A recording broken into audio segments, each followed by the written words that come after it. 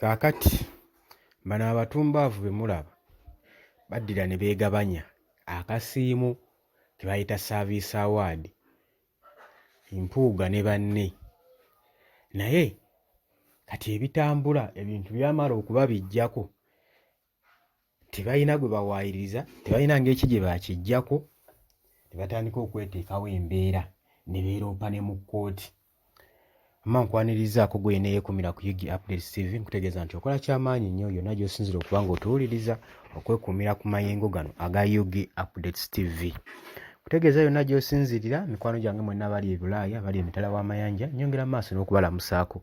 Tegeeza nti mukola ekintu eky'amaanyi ennyo ddala okwekumira ku mayengo gano aga UG Updates TV.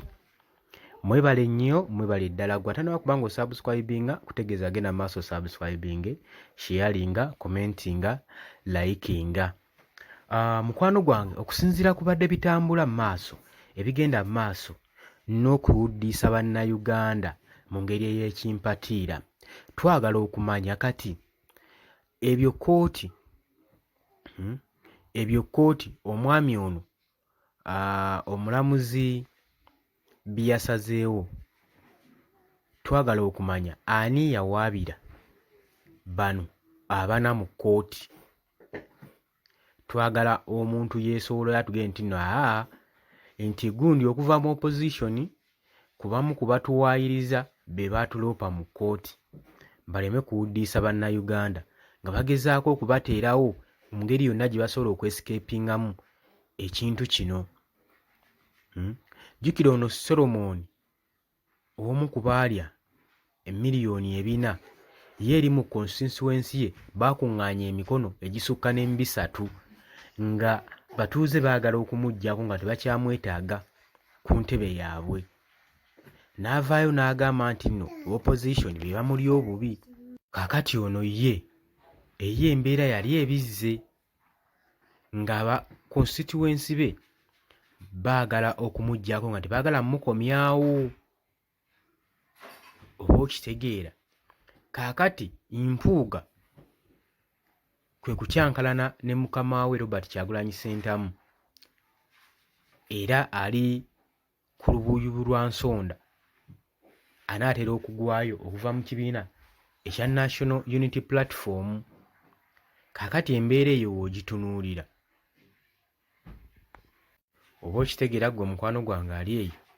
Kaakati olw'okubanga gavumenti eyagala okukozesa bano yabalamyemu omulamu ate nga nayo kyeyagala kwe kubakozesa obukozesa kye batamanyi, kubanga ekimanyi bulungi nti ezo ssente zabbibwa.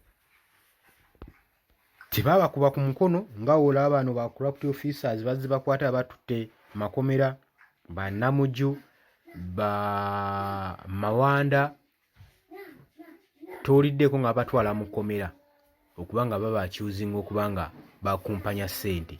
Kitegeeza ki? Balina ddiiru gye baasayininga gye tutamanyi. Erina okubakuumira mu kifo ekyo kye balimu ssaako ne gavumenti eno ey'ekimpatiira.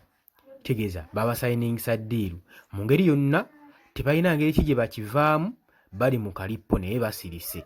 Kabamenya bali mu kalippo olw'ensonga nti nno balina otutuukiriza ekyo kye baasayiningisa okuba nga tebabakoonako ate nga neno tebakyalinayo buganzi mu bibiina byabwe oba mu bitundu byabwe. Kati ne bafundikira nga bali ku sayidi ne bano aba opposition basigadde ku sayidi eya gavumenti okubakozesa. We bagaanira kaba kaggwereddemu ddala. Kati ky'oba olaba bonna kati balina okuba nga ssaawa zino nga batunula mpwangali ng'embwa esudde ekyuma olw'ensonga nti nno babuliddwako ewaka ne mu kibira. Eri baasayininga tebaabakwatako, babateereddewo ne judiciaries ez'ekimpatiira bwe baatwalibwa mulamuzi yasazeewo kintu kino kyali ligo, kyali mu mateeka. Bagezezaako batemera empenda zonna ezibakuumira mu bantu okusobola okuddamu okulondebwa, naye ensonga zaagaze. Kati n'obagamba nti nno muveeyo mulabe eyatwala lipooti, document eyawaabira bano mu kkooti bameka abaagiteekako omukono ojja ssanga nga teriiyo.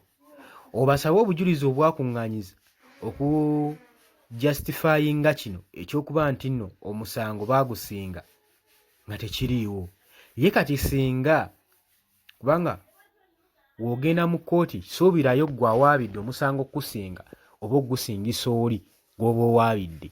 Kakati singa gwabakka mu vvi ani yalina okuliiririra? Singa omusango guno tuguddamu ne tugwekenneenya bulungi, ani eyawaabira abantu bano era ng'ali ready okufeesinga consequences eziyinza okuvaamu singa abanga omusango gubasse mu vvi? Ani yali Anthony General ku musango guno? Bani abaali abajulizi? Ani yali looya wa bano? Ye eyawaabira ani yali looya we? Nti baakola okunoonyereza n'obujulizi, evidence ki ezapulizentingibwa mu kkooti zibatatulaga? Kati baleme kuwuddiisa bannayuganda ku bintu by'okugyetekeeteka okuba nga balina kye baagala okusayirensinga kiveewo, olw'okuba nga baagala okuzikiza amayengo. Nze njagala mbabuulire nti ekkubo ly'amazima temussibwamu misanvu. N'owogezaako otya amazima gawagaanya. Ebiseera ebisinga twatuuka ne ku level ey'okuba nga tetukyayagala kuwuliriza biki bibannyonnyola. Okunnyonnyola amazima gaabwe tegakyetaagisa kati. Era gwe naawe njagala okitegeere. Naawe ojja tutuuka ku level ebiseera ebisinga ng'abo banno ng'abo mikwano gyo tokyawuliriza biki bye bannyonnyola olw'ensonga nti ebikolwa byabwe byamaze dda okunnyonnyola amazima gaabwe. Kati bano ababaka be twalonda ne tubateeka mu paaliyamenti, saagala bave eri bakubuzeebuze, tebakyalina kyamaanyi kyakunnyonnyola na kyakwewozaako. Tetukyayagala excuses nnyingi nnyo olw'ensonga nti ebikolwa byabwe byamaze dda okunnyonnyola obwesigwa bwabwe na ki kye bali ekituufu. Oba okitegedde? Kitegeeza ki? Nti si buli asirise nti aba tamanyi. Mulina kimanya nti n'asirisa amanya. Bannayuganda okukaabira mu gw'enkuba tekitegeeza nti nno mu gw'omusana tebaawulira. Bino ebintu muze mubikola emabega nga temunnajja, nga n'ekibiina kya National Platform tekinnajja, n'olwokuba mwali temulina abasonga mu luno, bannayuganda baali bakirabanga. Ate n'olwokuba nti nno social media platforms abantu baali tebaziteekamu maanyi, nga tekinologi tannaba kubuuminga, nga musobola okukola ebyo byonna bye mukola nga teri abakuba ku mukono. Naye kati social media weeri ebalabisa. Ensonga zitwali tutunuulira ng'ezitalina mugaso, nga gundi yagabanye ssente ng'akyogerwako awo, ng'ojja ku TV olw'okuba nga platform ennamba esinga egenda kujja ku TV erabe. Abantu tebalina social media platforms, tebabimanyi. Kati ng'ojja ku TV esingayo obuganzi, noyogera ne weewozaako by'olimbye ne tugamba nti omusajja bannaye. Naye kati n'ebikyamu abaaliwo babipulizentinga. Temukyasobola kubuzaabuza bannayuganda. Mwali musobola babuzaabuza mirembe giri. Naye kati abantu baabuuka, abantu babuufu. Buli buzanyo bwe muzanyo abatunula butunuzi babalekaawo. Gwe n'omufuzi ali eyo nga tonnakitegeera nti nno kati social media esalawo kinene nnyo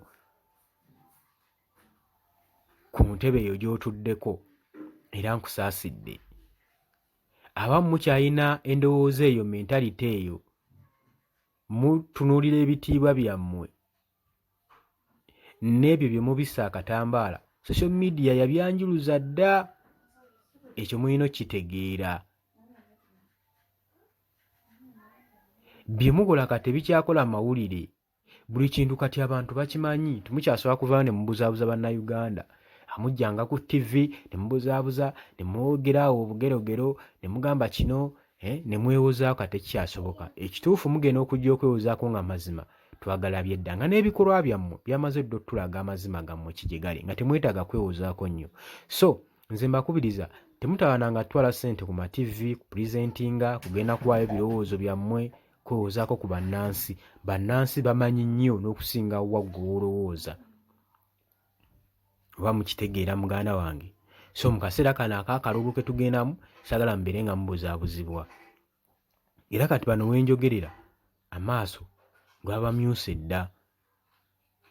Wabula amma gwe nkutegeeza atannaba kuba ng'osubscribinga, genda maaso subscribinge, sharinga, commentinga. Tugenda kuba nga tukomawo n'okulabisa abasajja bano tebagenda kuddamu nga babuzaabuza bannayuganda. Ssente ze baatwala nnyingi nnyo ate ensonga ne badda mu zizannyiramu ne gavumenti n'etandika okuzannyira mu bantu ti bano bawaabiddwa ku kkooti. Ani yabawaabidde? Basobola otugirayo omuntu ne report documents buli kimu nga ebyogoberera ti ani yabawaabira mu kkooti? Tekisoboka, tekiriiyo.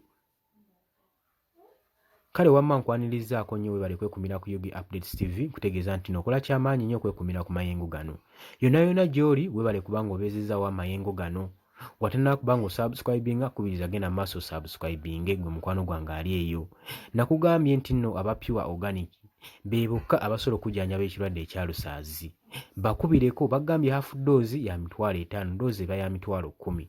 Bakubireko ku nooti 7 nooti 47 91 708. Yiyo kw'oyinza obbafunira, oba nooti 778 11 35 97 y'ennamba y'essimu kw'osobola okubafunira. Bayise ba Pure Organic. Gwe n'atawaanyizibwa ekirwadde ekya ulcers bagezeeko olabe enjawulo. Mbaagala nnyo, temuva ku Yugi Updates TV.